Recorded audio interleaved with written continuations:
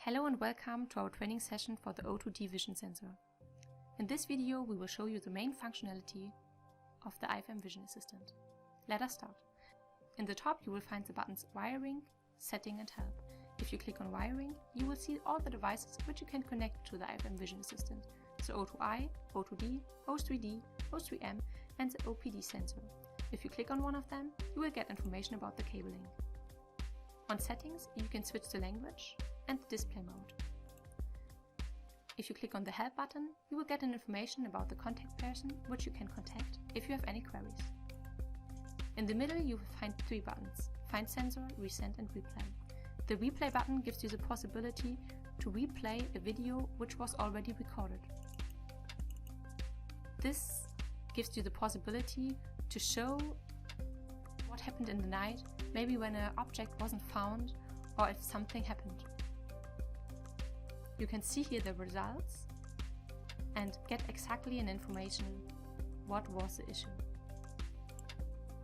If you click on Resend, you will get a list with the sensors which were last connected to the IFM Vision Assistant, and you have the possibility to connect again.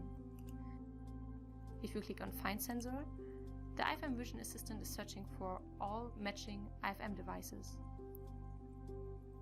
One of the main points is that the device doesn't need to be in the same network. If the device isn't in the same network, the Vision Assistant will pass a temporary IP address to the sensor and it will give you the possibility to connect anyway.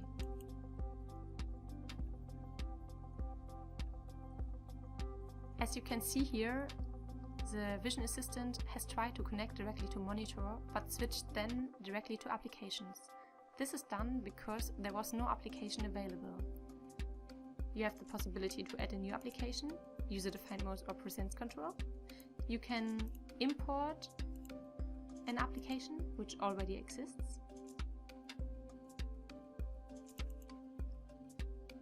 Or you can also export an application which already exists on the IFM Vision Assistant, or you can delete it. If you want to activate the application, make sure that the sign switches to green. Only when the play symbol is there, the application is activated. Now the monitoring is also available. In the monitoring mode, we can see now the actual status of our application. We can see which application is available, we can see the output, we can see if the application was passed, the number of passed and fail results, here's some statistic informations, and then we have the possibility to switch over to the view options, enlarge the image, make the image smaller, show the region of interest, show the blobs in different intensities. We can get recording informations to record the session, we can see the result, the blob results and the contour results, or show them per region of interest. So here we have now the number of 6. We can get an information about each pixel and we can measure some distances.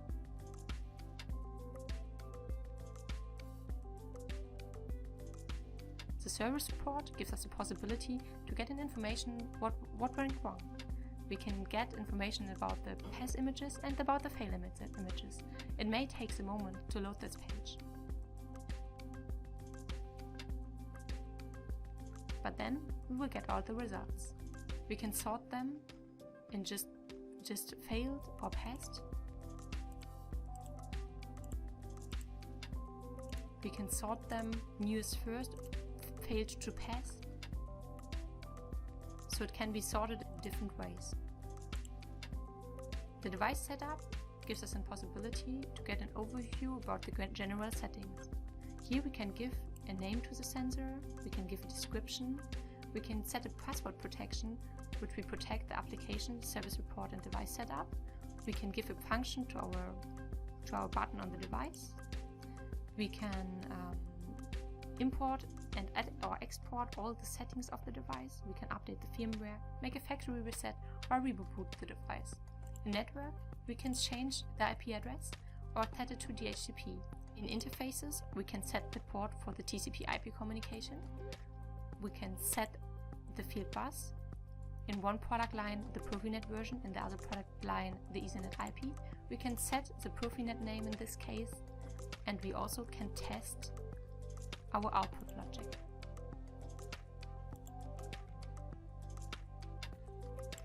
NTP gives us a possibility to set a time synchronization.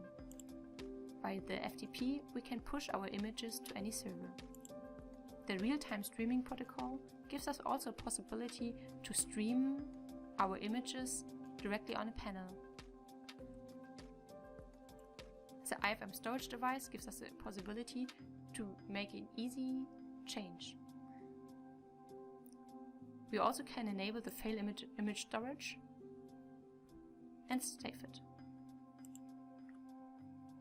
Thank you, and see you next time.